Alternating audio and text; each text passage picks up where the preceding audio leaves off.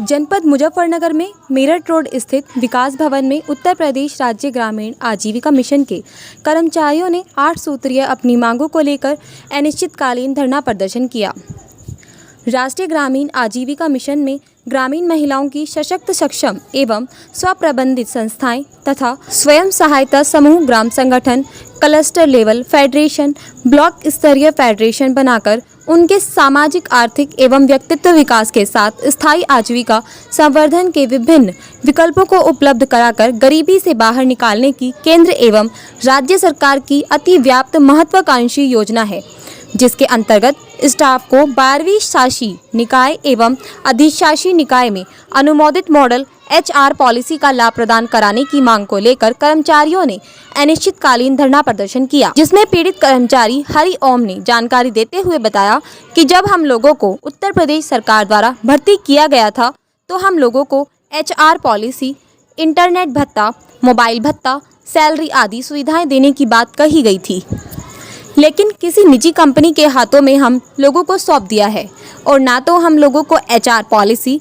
Internet भत्ता, mobile भत्ता और ना ही चाइल्ड एजुकेशन भत्ता, कोई स्वास्थ्य बीमा, ऐसा कोई हमें लाभ नहीं मिल रहा, जिससे हम सभी कर्मचारियों ने अपनी इन्हीं सभी मांगों को लेकर अनिश्चितकालीन धरना दिया है और जब तक हमारी मांगें पूरी नहीं होगी तब तक यह धरना अनिश्चितकालीन चलता रहेगा। आपका नाम? हरिओम शर्मा। शर्मा जी, किस तरह की हड़ताल है आप लोगों की? हड़ताल मान्यवर इस चीज़ को लेकर के है कि हम लोग राष्ट्रीय ग्रामीण आजीविका मिशन, जो कि सरकार द्वारा एक योजना चलाई जा रही है, जिसका उद्देश्य है गरीबी उन्मूलन, जो कि गांव में जो हमारी गरीब महिलाएं हैं उनको कुछ रोज़गार दिलवा करके और उनके परिवार की आजीविका को बढ़ाने के लिए, उनको सहयोग करने के लिए हम लोगों का चयन किया गया था। हम लोग विभिन्न प्रकार की अपनी नौकरी छोड़ करके सरकार द्वारा जो हमें सुविधाएँ देने की बात हुई थी कि आपको जो है हम लोग HR पॉलिसी देंगे, जिसमें हम आपको इंटरनेट भत्ता, आपका मोबाइल लैपटॉप भत्ता, आपका पढ़ने के लिए अखबार, आपकी सैलरी इंक्रीमेंट, ये सारी चीज़ें बता करके हमें सरकार द्वारा जो है भर्ती किया गया था और डायरेक्ट सरकार द्वारा भर्ती किया गया था। लेकिन आज की तारीख में क्या हुआ कि उन्होंने हमें एक निजी कंपनी के हाथों सौंप करके हमें सारा का सारा जो है काम हमें थर्ड पार्टी के द्वारा उन्होंने हमें सैलरी दे रहे हैं खाली, बस बाकी सारा काम हमसे सरकार ले रही है। और जब कोई इंक्रीमेंट नहीं है हमारे पास, ना ही हमें इन्होंने जो है हमारे चाइल्ड एजुकेशन जो हमें मिलनी चाहिए थी, जो हमें इंटरव्यू के टाइम में भर्ती के वक्त इन्होंने कहा था, वो सारी HR पॉलिसी हमारी जो लागू हुई थी वो बंद कर दी है। और फील्ड में हमारे जो है कोई हमारा स्वास्थ्य बीमा भी नहीं है। कई साथी हमारे एक्सीडेंट हुआ उनका और वो एक्सपायर हो गए, ख़त्म हो गए, जिसके लिए सरकार द्वारा कोई एक्शन नहीं लिया गया। और किसी की बहाली को लेकर भी आपने नारे लगाए हैं? जी, किसी की बहाल कराने को लेकर भी नारे लगाए हैं? हाँ, बहाली को ये है कि जैसे थर्ड पार्टी से जो हमारा थर्ड पार्टी जो सेम्स है, सरकार ने पहले हमें अपने द्वारा इंटरव्यू कराया गया, सारे काम अपने द्वारा कराए गए और जो है सरकार ने क्या करा कि हमें थर्ड पार्टी के हाथों सौंप दिया।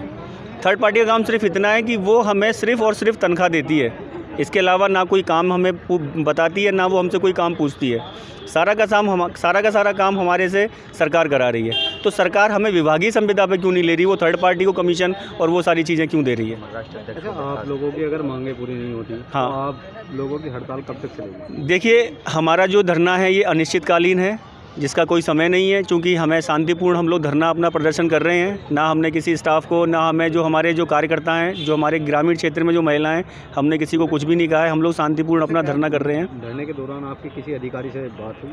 धरने के दौरान हमारी CDO साहब को भी हमने बात करी है, जो हमारे DC साहब हैं उनसे भी बात हुई है, डिस्ट्रिक्ट मजिस्ट्रेट हैं। उन्होंने कहा है कि आप लोग जो है इस तरीके से शासन तक पहुंचाई जाएगी और आप शांतिपूर्ण अपना धरना प्रदर्शन करिए। तो हम उसी चीज़ को लेकर के अनिश्चितकालीन धरना कर रहे हैं।